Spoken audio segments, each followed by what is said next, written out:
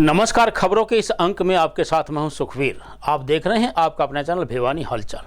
सबसे पहले एक नजर आज की न्यूज हेडलाइंस पर। स्वतंत्रता दिवस की फाइनल रिहर्सल में डीसी ने फहराया तिरंगा। हड़ताली एनएचएम कर्मचारियों ने मुंडन के बाद अब मांगी भीख। भाजपा सरकार में कामगार मजदूरों व कर्मचारियों की हालत हुई बदतर, कहा तनवीर सिंह ने। युवा पीढ़ी के लिए प्रेरणादायक हैं तिरंगा यात्राएं, कहा रणवीर सिंह गंगवा ने। रक्तदान शिविर में 110 युवाओं ने किया रक्तदान। अब खबरें विस्तार से। भीम स्टेडियम में होने वाले जिला स्तरीय स्वतंत्रता दिवस समारोह के लिए अंतिम रिहर्सल का आयोजन किया गया। उपायुक्त महावीर कौशिक ने रिहर्सल का निरीक्षण किया और राष्ट्रीय झंडे को फहराकर सलामी दी। इस अवसर पर स्कूली बच्चों के द्वारा अनेक देशभक्ति से संबंधित सांस्कृतिक कार्यक्रमों की अंतिम रिहर्सल की गई। डीसी महावीर कौशिक ने स्वतंत्रता दिवस पर होने वाले कार्यक्रमों की फाइनल रिहर्सल में भीम परिसर में तिरंगा फहराकर एसपी वरुण सिंगला के साथ परेड की टुकड़ियों का निरीक्षण किया। मुख्य अतिथि की अगुवाई में आज का फुल ड्रेस रिहर्सल कार्यक्रम होने जा रहा है। आईएएस डिप्टी कमिश्नर भिवानी ध्वजारोहण के साथ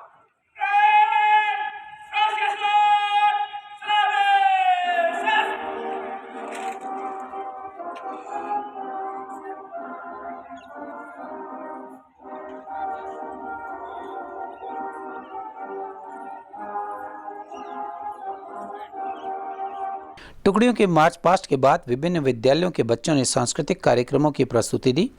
parade commander DSP Ashok Kumar के नेतृत्व में टुकड़ियों ने मार्च पास्ट किया।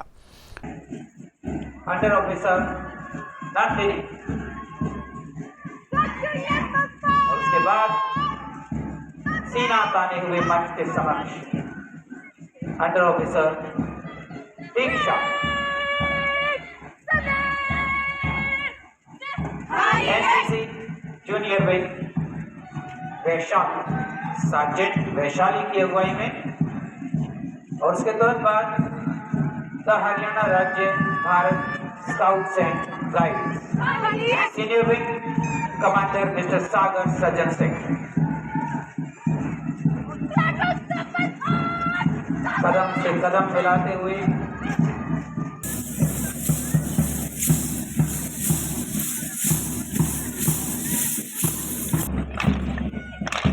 लेजियम और डम्बैल, ये युद्ध की वो विधाएं हैं जो हमारे शारीरिक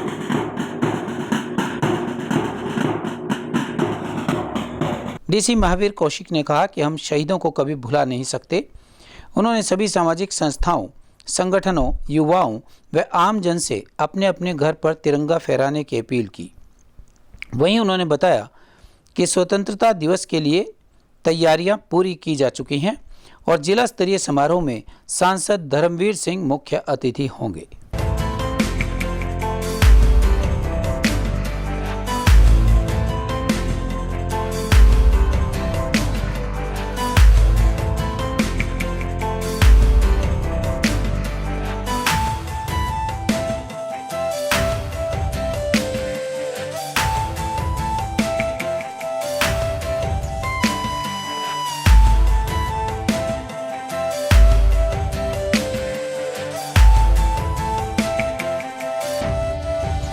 स्वतंत्रता दिवस समारोह भिवानी में बड़े धूमधाम से मनाया जा रहा है।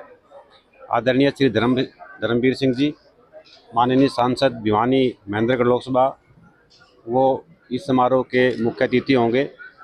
प्रशासन ने इसको बड़ी धूमधाम से मनाने के लिए बहुत सी तैयारियां की हैं। सांस्कृतिक प्रोग्राम हैं, विभिन्न स्कूलों द्वारा प्रस्तुत किए जाएंगे।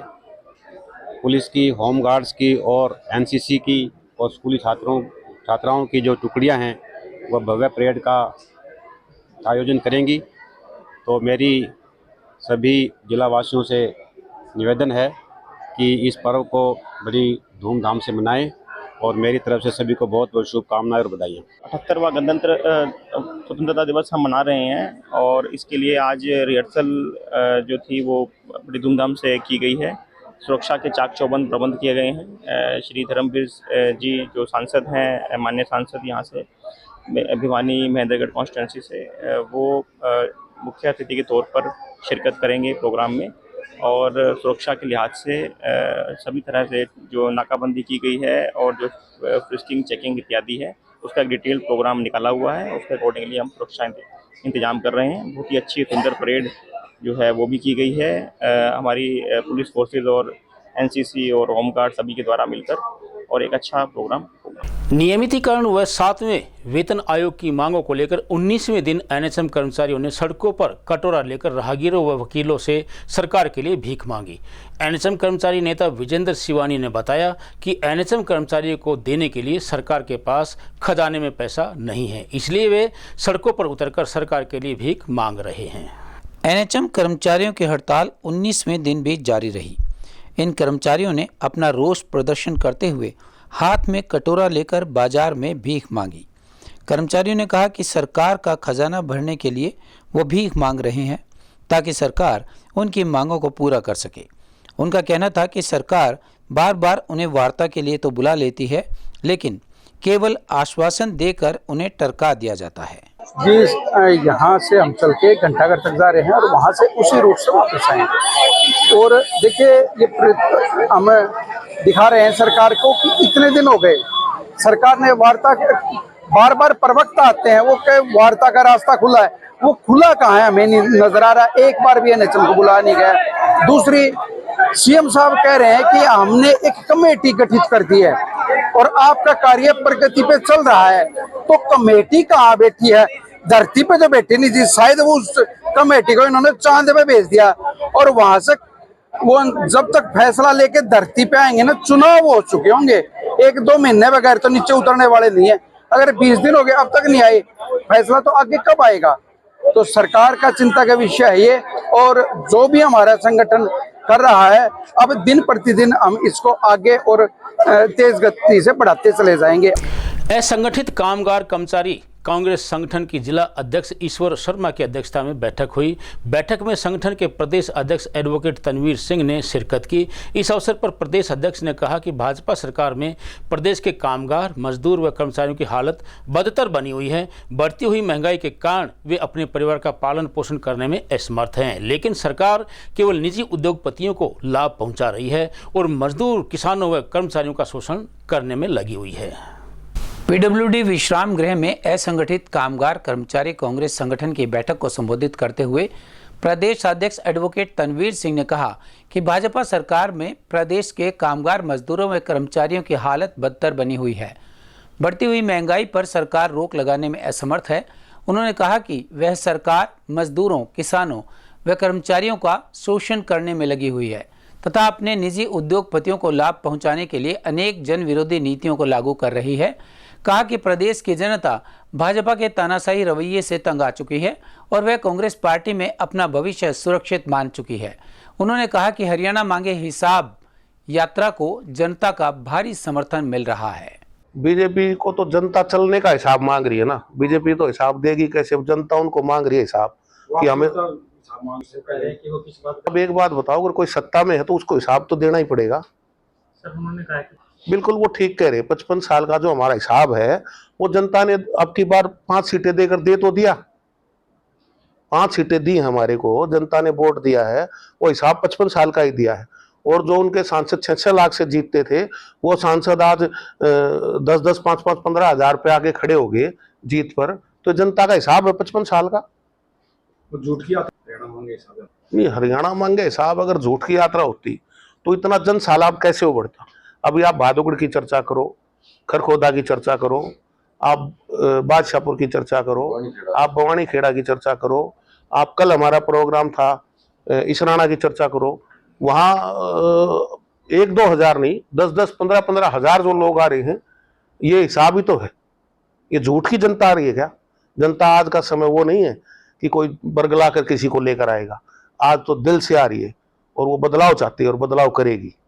हर घर तिरंगा यात्रा से युवाओं में राष्ट्रभक्ति की भावना प्रबल होती है। विधानसभा के उपाध्यक्ष रणवीर सिंह गंगवा ने गवर्नमेंट मॉडल संस्कृति सीनियर सेकेंडरी स्कूल के बच्चों द्वारा निकाली गई तिरंगा यात्रा को हरी झंडी दिखाकर रवाना किया। उन्होंने कहा कि हमारे देश को ज्ञात व अज्ञात शहीदों के बलिदान के कारण आज़ादी मिली है।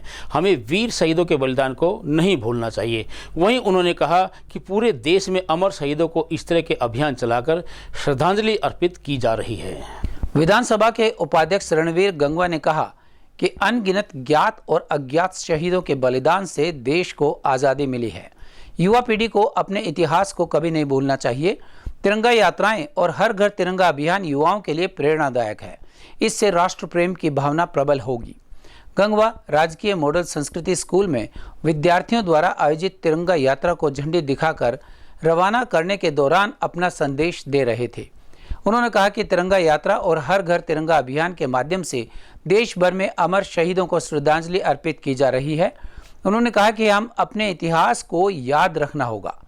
इतिहास से हमें मालूम होता है कि देश को आज़ादी खैरात में नहीं मिली, बल्कि बहुत बड़ी कुर्बानी देकर मिली है। देश की आज़ादी के लिए भगत सिंह, राजगुरु और सुखदेव जैसे शहीदों ने हंसते हंसते फांसी के फंदे पर चढ़कर अपनी जान न्यौछावर कर दी। ये आज़ादी का महीना है और हम जिन्होंने अपना देश को आज़ाद कराने के लिए हमने एक शहीदों ने अपनी शहीदियाँ देने का काम किया, उनकी याद के अंदर माननीय हमारे देश के प्रधानमंत्री आदरणीय नरेंद्र भाई मोदी जी के आदेशानुसार और जो हरियाणा सरकार ने भी फैसला लिया आदरणीय नायब सैनी जी ने, और हम हर साल 11, 12, 13, 14 लगातार 4 दिन जो है इस हर घर तिरंगा की मुहिम चलाने का काम करते हैं। आज उसी के तहत भिवानी आया हूं और यहाँ जो बच्चे तिरंगा हाथ में झंडा लेकर के ये यात्रा लेकर के जाएंगे और एक तरीके से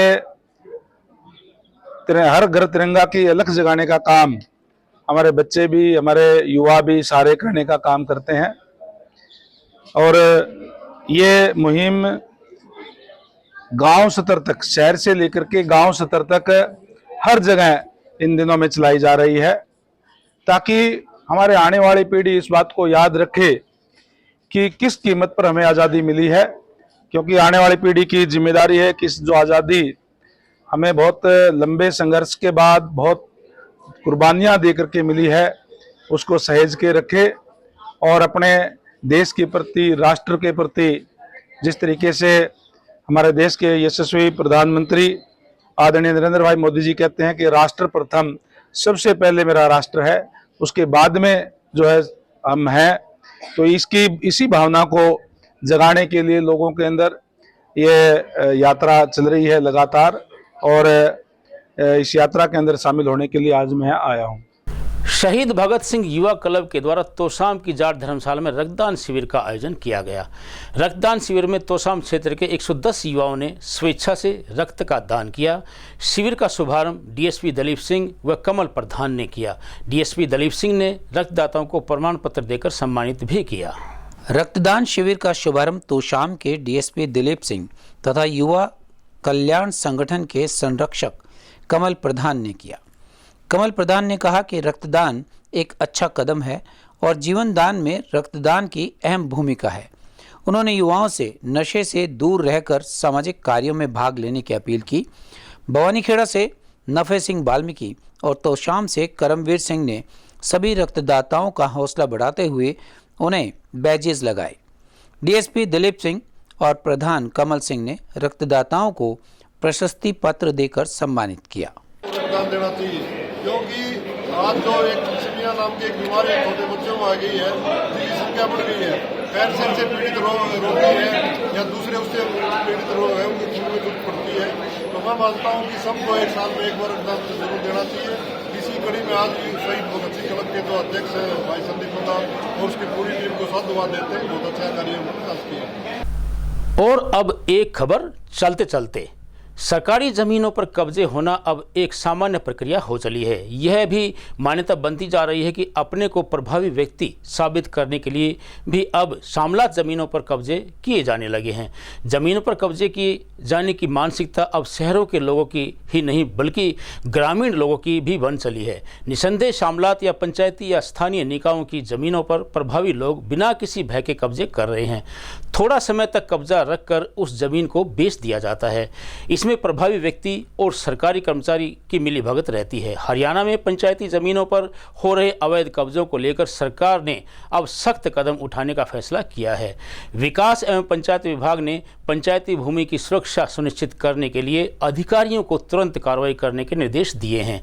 शामलाती और चारागाह भूमि पंचायतों के अधीन आती हैं और उनकी सुरक्षा करना पंचायत और सरकारी अधिकारियों की जिम्मेदारी है।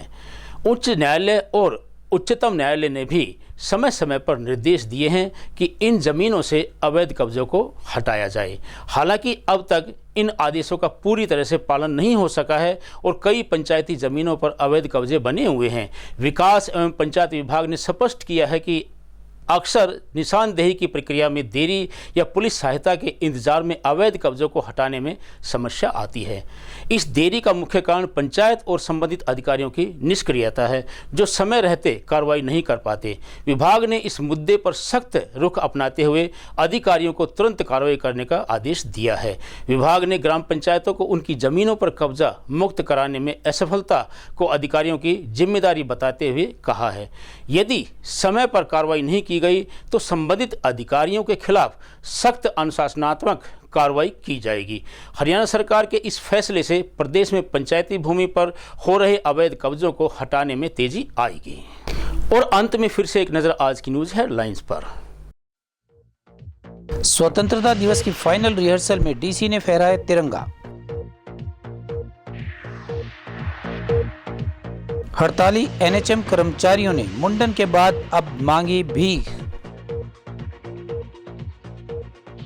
भाजपा सरकार में कामगार मजदूरों व कर्मचारियों की हालत हुई बदतर, कहा तनवीर सिंह ने। युवा पीढ़ी के लिए प्रेरणादायक हैं तिरंगा यात्राएं, कहा रणवीर सिंह गंगवा ने। रक्तदान शिविर में 110 युवाओं ने किया रक्तदान। अब मुझे दीजिए इजाजत। देखते रहिए आपका अपना चैनल भिवानी हलचल।